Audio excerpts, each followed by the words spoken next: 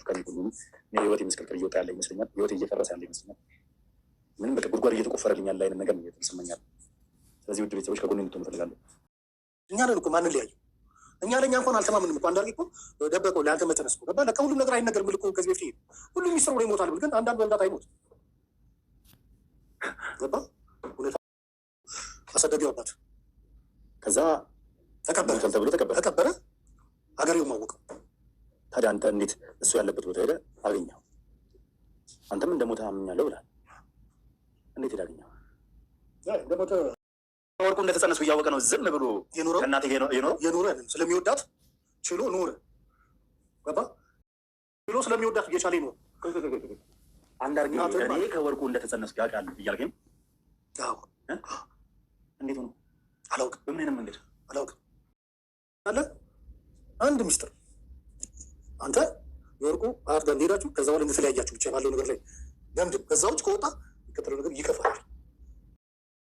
ሰላም አለይኩም ወራህመቱላሂ ወበረካቱሁ። ውድና የተከበራችሁ ውድ ቤተሰቦች እንዴት ናችሁልኝ? እኔ ያለሁኝ አልሐምዱሊላህ። እናንተ እንዴት ናችሁ? ለቤት አዲስ ከሆናችሁ ላይክ፣ ሼር፣ ሰብስክራይብ ያደረጋችሁ አበረታቱኝ። ለድምፄ ደግሞ በጣም ይቅርታ ውድ ቤተሰቦች። የልዑል ጉዳይ አሁንም አልተቋጨም። ትላንት እንዳያችሁት የሆነ ቪዲዮ ለቅቄላችሁ ነበር። አንድ ለአባቱ ጓደኛ ሚስቱ መስክራበት አባትህን ወላጅ አባትህን በካቴና ታስሮ እሱ ሄዶ ሲያየው እሱ ዘይሮ ሰላም ብሎ ሲገባ እኔ አይቻለሁ ብላ መስክራ ነበር። ያ ነገር ደግሞ እሱ ክዶ ነበር። የሞተ ሰው እንዴት ይመጣል? ፊት ለፊት ታገናኛቸው ልዑልን የሞተ ሰው እንዴት ይመጣል? እኔ አላውቅም ብሎ ክዶ ነበረ። ግን በመጨረሻ ልዑል ለህግ አሳልፌ ነው የምሰጥህ፣ እንደዚህ ነገር እንዴት ትሰራለህ? ሁሉ ነገር የነገርከኝ ግን እንዴት እንዲህ ነገር ትናገራለህ ሲለው ጊዜ በመጨረሻ አባትህ ነው አንዳርጌ ነው ይሄ ወንጀል በሙሉ የሰራው፣ እሱን ጠይቀው። የሞተ ሰው እንዴት ይጠየቃል? ሞተ ተብሎ ደግሞ በአንድ ሰው ላይ ያልሆነ ነገር መጣል ጥሩ አይደለም። ፍትህን መጠየቅ አለብን ሁላችንም። ፍትህ ለልዑል ምንም በማያውቀው ነገር አስቀምጠው ደስታው በሚያይበት ሰዓት፣ ቀለበት በሚያደርግ ሰዓት፣ ኑሮዬን እመራለሁ ባለ ሰዓት ይሄ ነገር አምጥቶ ዱቡዳ ነገር መጣል በጣም ከባድ ነው። አስነዋሪ ነገር ነው። ልጁን ለምን በዚህ ልክ እንደሚፈትኑት አላውቅም። ልጁን በዚህ ልክ ለምን እንደሚፈትኑት እኔ አላውቅም። ልዑል ተሰቃይተዋል።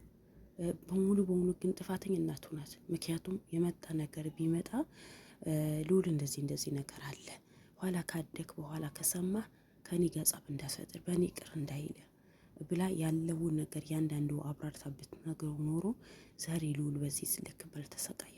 በዚህ ልክ ህይወት የተመሰቅለዋል። በቀጥሮ ህይወት አይደለም ያለሁት ጉድጓድ የተቆፈረልኝ ነው ብሎ ነው የተናደደው። ለዛውም ሰውየው ብራል ከፍት ብሎ በስንት ትግል ነው የከፈተው። ስለዚህ ለምንድን ነው ልዑልን በዚህ ልክ ሊያሰቃዩት የሚፈልጉት? ለምን ምን ባደረገ? ስለዚህ ይሄ ሰውየው በህይወት ካለበት ማውጣት ነው። እዛው ሲሄድ አባት ነው፣ እዚሁ ሲሄድ አባት ነው። አሁን የሞተ ሰውን መውቀስ ምን ይሉታል? በምን አይነት አማርኛ ነው? ንብረትን ለመውሰድ ተብሎ እንደዛ ተብሎ የነዛ ጎሳዎች ናቸው። አሁን ደግሞ ብሎ ምን አመጣ? የአባትህ ሰዎችን ጠይቃቸው፣ በቃ የአባትህ ቤተሰቦች ጠይቃቸው፣ የአንዳርጋቸው እህትና ወንድም ጠይቃቸው። ከዚህ በፊት እንደምናውቀው የልዑል አጎቶችን ተጣልተው የአያታቸው መሬት ቤት እንዲሸጥ አዲስ አበባ ብዙ ቦታ ደርሰው ነበር። ይህ ጉዳይ በሙሉ ልዑልን ተሯርጦ ለፍቶ ደክሞ ነው ቦታ ያደረገው። አክስቱ እንዳያችው ከመስፍን ጋር ተመሳጥራ ልዑልን ልታስጠፋው ልዑልን እንዲሞት ያደረገች ጀግና ክስት ናት። ግን አሁን ይሄ ነገር ከእሷ ጋር ማገናኘት ማለት በጣም ከባድ ነገር ነው። ለምን ልጁ በዚህ ልክ በህይወቱ ላይ እንደሚጫወቱ እኔ አላውቅም። በእውነት ልዑል በጣም ነው ያሳዘነኝ። ልዑል በህይወቱ በጣም የተጫወቱ ነው። ጭራሽ ያላሰበው ነገር የሌለ ነገር አምጥቶ ትልቅ ግብዳ አምጥቶ ጥለውበት፣ ግን ዛሬም ሊፋቱት አልቻሉም። እሺ ተናገሩት፣ ነገሩት፣ ሆነ ብለው ፈልገው ልጁን አይምሮ ሊሰርቁ ስለፈለጉ ለምን ሰራ፣ ለምን ጠነከረ፣ ለምን ጎበስ ሆነ ብለው ነው እነዚህ እኔ ጠላት ናቸው እንጂ ወዳጅ አይደሉም። ምክንያቱም ጠላት ሲያልፍላችሁ ነው። ጥሩ ቦታ ላይ ስትደርሱ ጠንክራችሁ ስትሰሩ አይወድም። እናንተ ለመጣል ነው የሚሞክረው። አሁን እነዚህ ሰዎች በሙሉ እኔ ልዑልን ለመጣል የተነሱ ሰዎች ናቸው እንጂ እውነት ልዑልን ዝምድና እንዲፈልግ ወይ አባቱ እንዲፈልግ ወይ ያለው ነገር እንዲያውቅ ፈልጎ አይደለም። በቃ እሱን ለመጣል ብቻ የተነሱ ሰዎች ናቸው። በቃ እኔ በዚህ ነው የተጠራጠርኩት፣ እንደዚህ ብዬ ነው የገመትኩት። ባይሆንማ በዚህ ልክን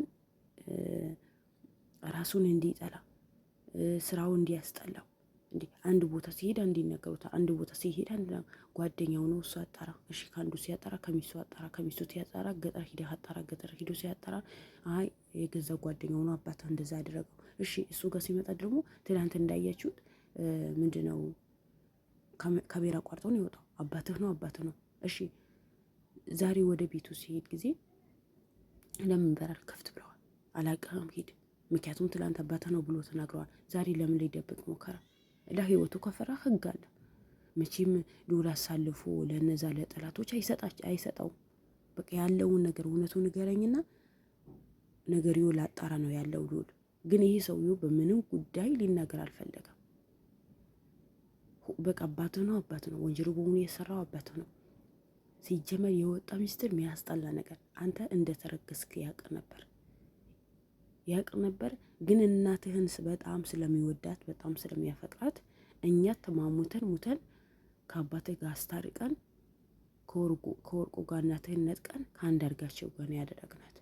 ለምን? አባትህ አንዳርጋቸው ስለሚወዳት አሳድገህን ስለሚወዳት አንተ እንደተረገስክ ያውቃል።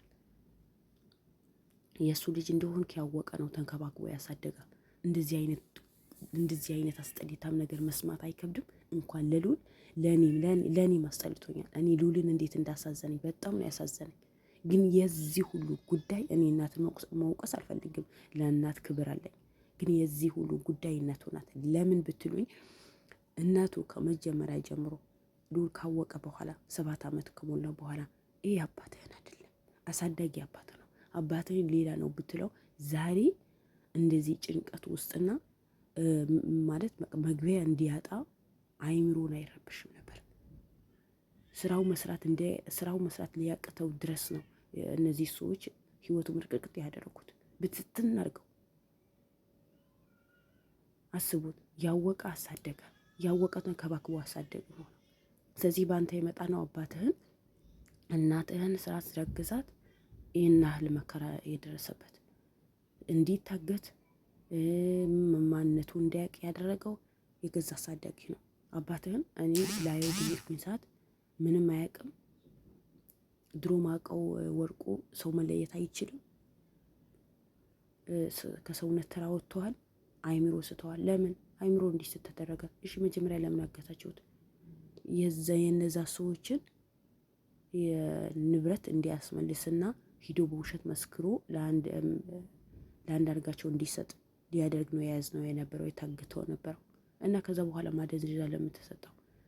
አይ ራሱ እንዲያጠናክር ተብሎ። ግን በመጨረሻ ራሱ ስተዋል። ራሱን አያውቅም፣ ሰው አያውቅም፣ ለይቶ አያውቅም። እኔ ገዛ ጓደኛው ነኝ፣ የሚስጥር ጓደኛው ነኝ። ግን እኔ እንኳን ለይቶ ያላወቀኝ ማለት አንዱ ደግሞ ባደረጉት ስራ ሲናገሩ ጊዜ ምንም አይመስላቸው።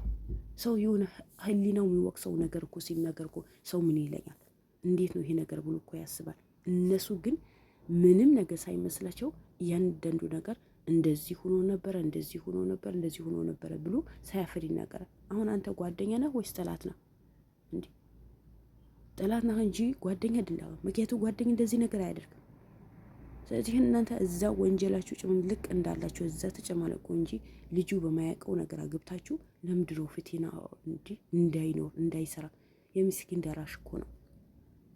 የወደቁ አባቶች የሚያነሳ የተቸገሩ ሰዎች የሚረዳ ልጅ ነው። ያ ነገር እንዳይሰራ ለምን ሰራ? ለምን ጥሩ የተጎዱ ሰዎች ረዳ?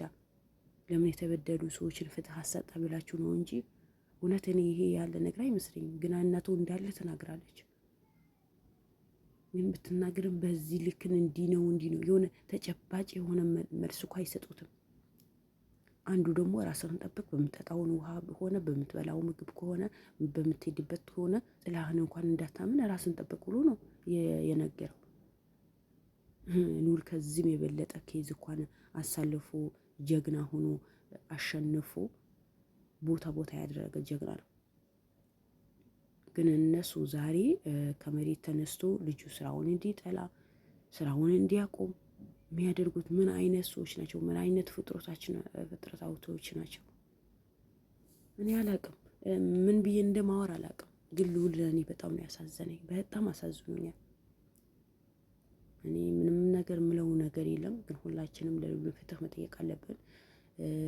ሌሎቹም ጓደኞች ደግሞ ለእሱ መድረስ አለባቸው። ይህ ነገር መቋጨት አለበት። ምክንያቱም ለእሱ አይምሮ ለመጥበጥበጥ ሆን ብሎ የተነሱ ሰዎች ናቸው እንጂ እውነት እሱን አዝነው እውነት ዝምድናን ፈልገው እውነት ወላጅ አባቱን ለማወቅ ፈልጎ የመጡ ሰዎች አይመስለኝ።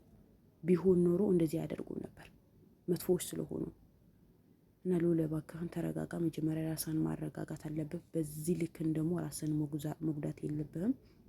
ሁሉ ነገር በህይወታችን ላይ ሲመጣ ለበጎ ነው።